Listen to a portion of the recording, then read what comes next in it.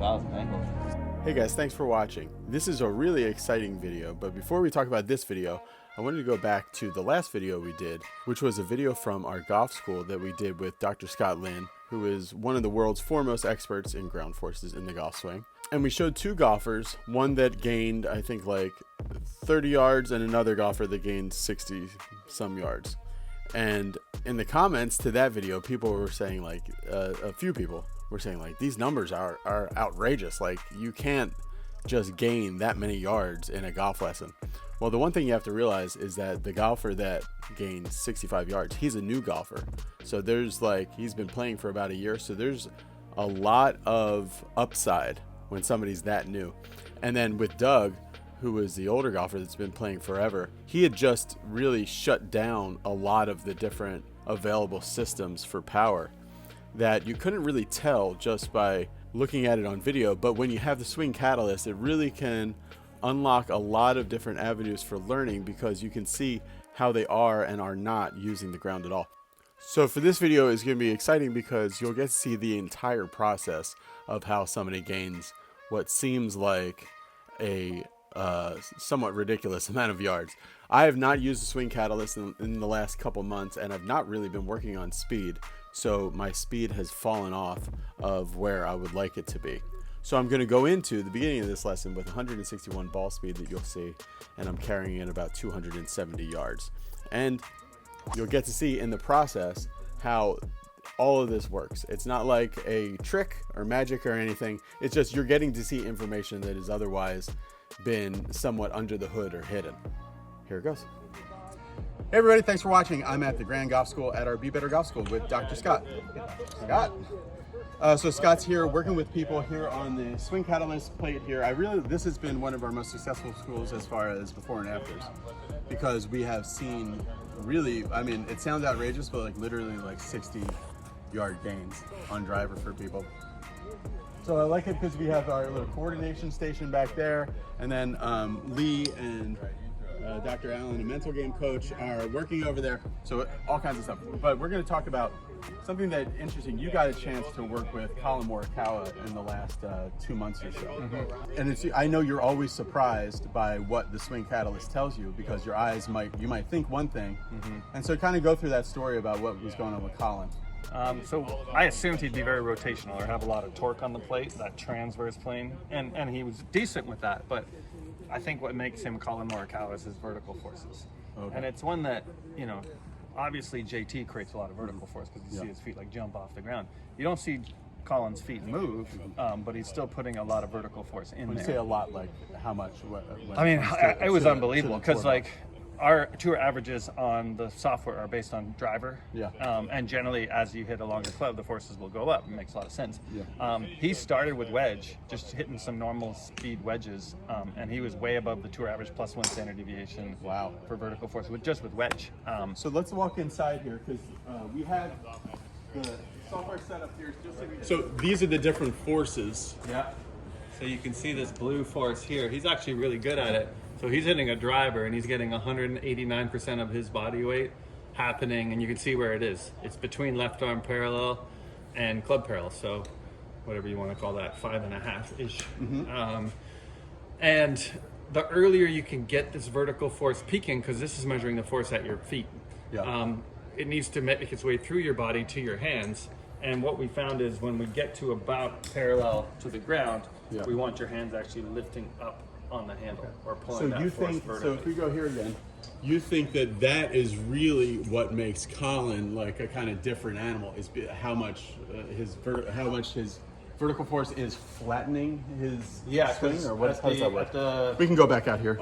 Okay, so we just saw on there that when you're on the swing catalyst, with Colin, he was getting, even though he wasn't making that much motion as far as up, he was really pushing the ground very hard. Mm-hmm.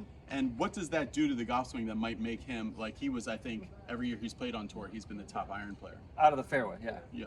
And so what they're finding now, and this is a presentation that happened at the open forum that I was watching, that as you get that upward pull on the handle, it actually flattens the club out through impact. So as I pull up on it, as this club moves in a circle, that flat spot down the bottom becomes bigger. Go right face on, Mike, and I just want to see that.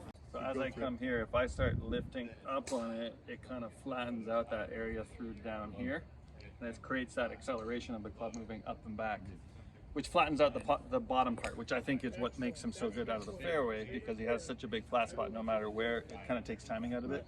No matter where you get it. So it's not just a circle, right? It's Where here you have to and get then it at the flattens. perfect time. Yeah. And that's where he's not as good out of the rough, which makes a lot of sense, because if there's if there's grass behind the ball and you're coming into it really flat like this, then the grass could get in the way. All right, so we're gonna try to put some of what Colin Morikawa does into my swing.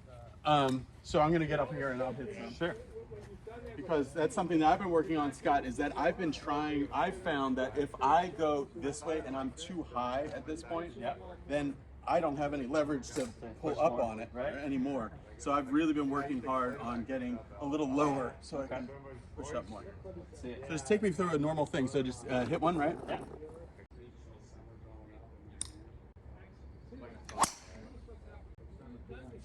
Drive of my life. It was good. I don't have a dot on there, so what was the... It was 271 carry, Okay. and it was 161 ball speed, Okay.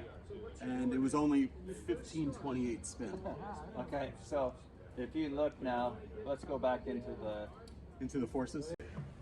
Yeah, but see, there's not much going on here vertical force-wise. Yeah. So with an iron, Colin Morikawa is like 220 with a wedge, and you're with driver, you're only 141. Okay. And you see how it kind of jumps all over the place like this? Yeah. That's not super efficient, the way that you're using that. So there's definitely some work that could be done there with that vertical force. Let's do that. Let's try to figure that out.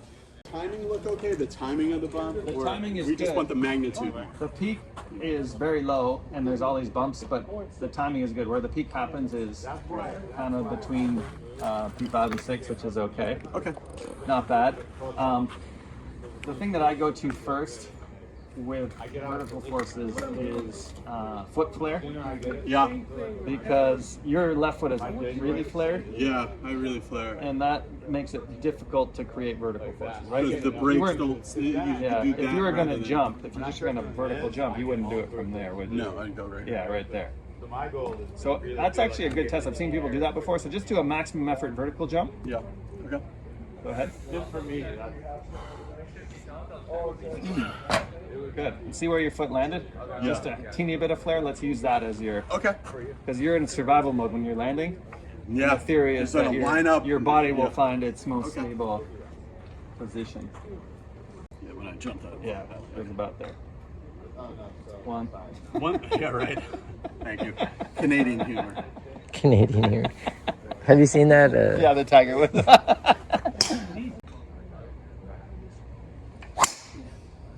That was good. That was Really rounded. good shot. Yeah.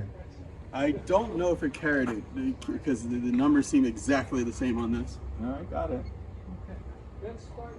Oh, it did. It's just exactly the same. The spin's different. It's 2,000 spin, 277 carry, and 161 ball. That's perfect spin. It's more carry. It's not the same. Oh, it was 271 before. Now Yeah, it's 277. I got 278 on mine here, so it's Oh, okay. good. There's still a weird bump in your vertical force, but now Let's check out the bump here, Mike. you added. Okay, so it added 10% or 15%. Now you're 149. So you added like 10% ish, 9-10%. Is there something, Scott, that we can do with this band? Because I've seen this be real effective for Yeah, people. in I kind different of like. ways. I mean, this is my stock vertical force drill with Yeah. this. It is put this under your foot and then just, and what you want to try to do is stretch it. And this gives me that little kind of, TPI calls this the rainbow foot, where your foot goes. Yeah, that's a bit like Josh Koch talks about that a lot. Yeah. Yeah, there you go. There you go. Stretch that band. There you go. Stretch that band. And I find that when I do this drill, my foot starts to jump around. It doesn't jump around in my golf swing, but it's like an exaggeration of that vertical force. There you go. Should I try that? Sure. Let's get the foot flare. I can feel like I don't use, that is not something I use really. A little less foot flare. There you go. Okay.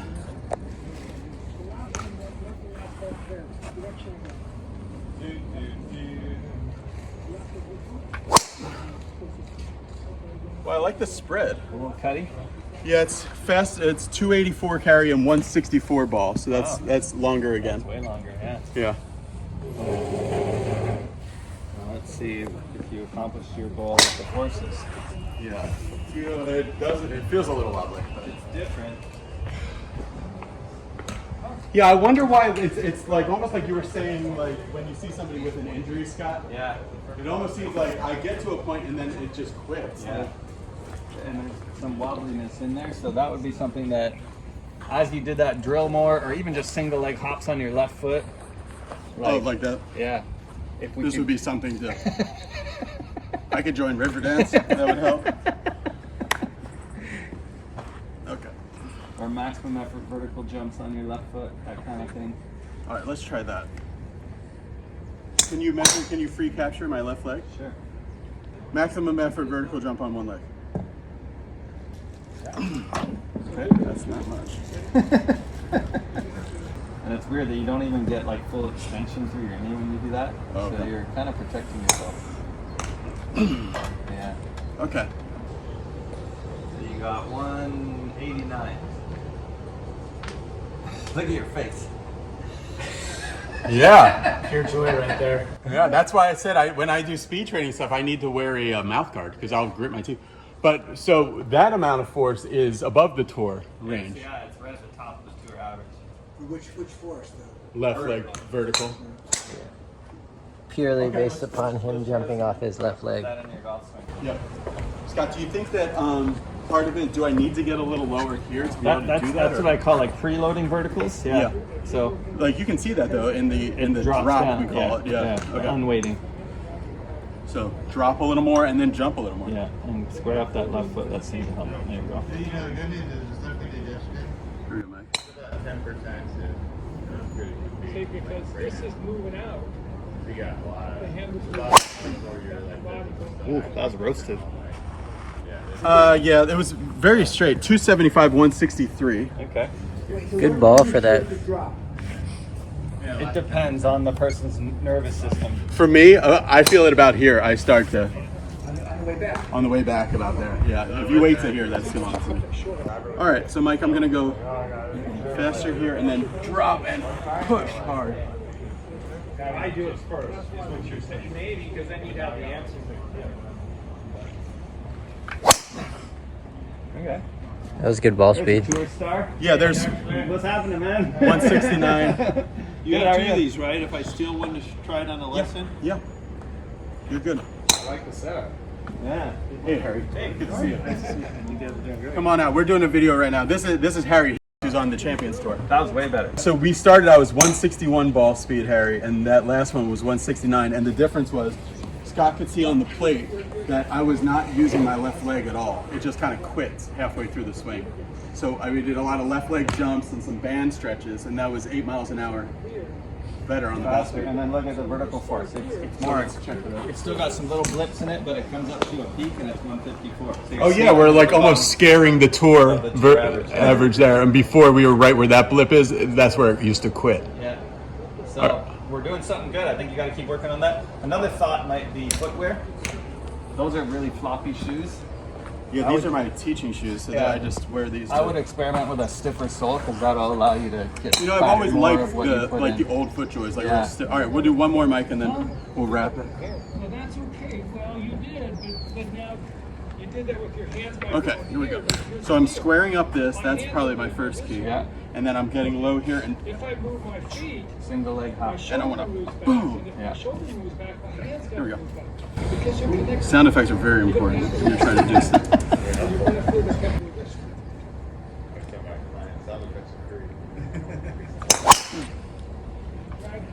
That came off All right, hot too. 165, 281. So that's good. My ceiling. That's probably a little enough, and then my average spinnier, is right? enough too. Spinnier. It was spinning, yeah. I'll try one more. It wasn't, well, spinning for me now. 224 is not, 2400 is not that bad at all. Yeah. Boom. All right, last You're one. doing well. That was 153. Oh, better. Was that my highest vertical? 48, I think The right? last one was higher, 154, Okay. but close. Oh. But you've added, I don't know, more than 10%. Cool. All right, last one.